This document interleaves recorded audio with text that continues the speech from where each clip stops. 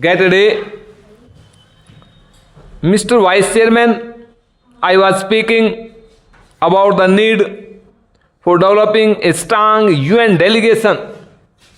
I wish that the Honorable Prime Minister would give his attention to this aspect of the matter, particularly in view of the fact that in the next decade or two, politics all over the world would take on a complex character, and it is necessary that men are trained from now on for taking part in international affairs. In the UK and the United States, such delegations are built with men who have wide knowledge of international affairs, and there should be other qualification for a man to be included in such a delegation. In this connection, I should also like to mention that it is time for government to develop sound conventions regarding the conduct of foreign affairs. In the United States, they have accepted the principles of bipartisan consultation on important affairs of policy. For example, when President Kennedy stood for election, President Eisenhower, even during the period of the conduct of the campaign of President Kennedy, kept him informed about major developments in foreign affairs. We have seen our government sending troops out of this country to the Congo, and at that time I had raised the point that before troops left our country for any assignments of an unusual character like the Congo assignment, members of the opposition should be informally consulted. There will be no question of any leakage of information whatever if leaders in the opposition are consulted on important aspects of foreign policy. The consultative committee of the External Affairs Ministry does go some way to meet the needs of exchanging information about foreign affairs, but the informal consultation of the kind that I mentioned, where the leader of the opposition and leaders of other parties are called and told by the Prime Minister about unusual developments, would strengthen the conviction that the foreign policy of the country has the support not only of the Congress party but also of the entire country. I was speaking about our external publicity, and it is a subject on which I think I can speak with some confidence, as I have been an old-time newspaperman in this country.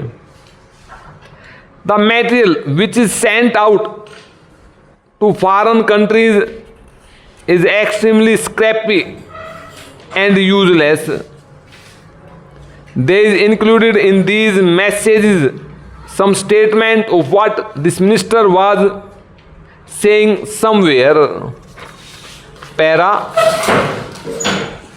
We are trying to give publicity to ministerial activities, and it is inevitable that some such publicity should be given because ministers are in charge of the government, but one abroad does not get a real idea of what is happening in the country.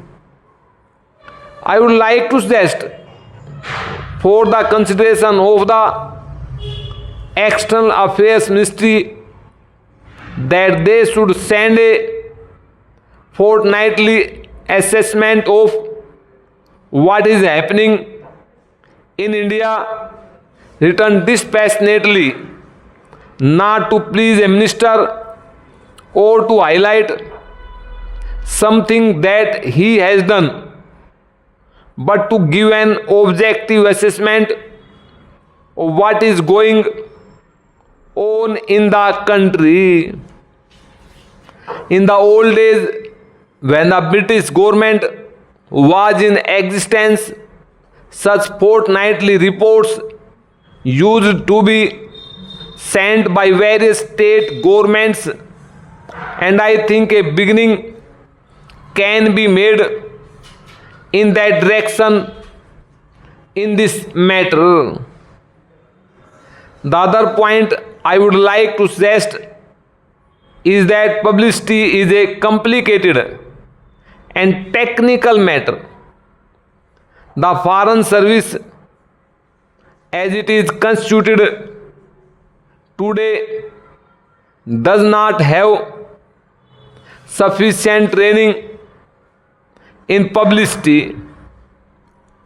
The Estimates Committee, which went into the demands of the External Affairs Ministry, mentioned about the methods of training which have been adopted, but since our foreign service men are not trained in publicity work and one sees, for example, that a lot of confusion has arisen in the United States over Ambassador Nehru's statement, I think the External Affairs Ministry might well set up a committee of members of parliament who are conversant with external publicity and some newspapermen to advise the External Affairs Ministry from time to time.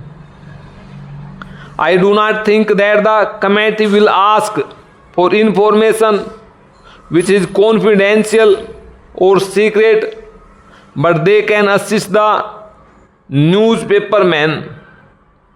There are a handful of competent men who would be willing to serve on the committee in an advisory capacity.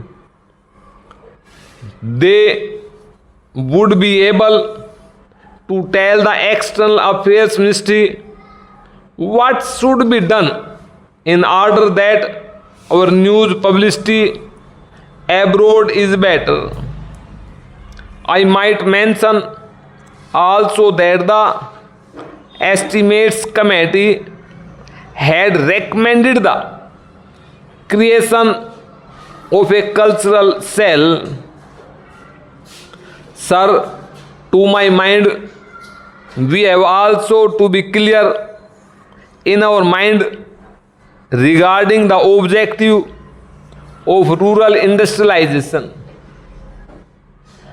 Do we mean to have only diversification of rural economy, and are we going to have rural industrialization only in order to give some help to those who find themselves unemployed during a certain period of the year?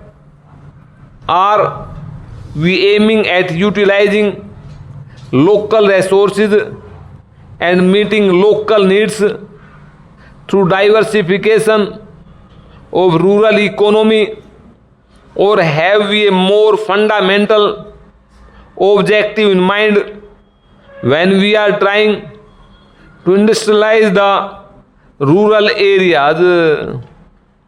Without this, I am afraid rural industrialization will not be possible.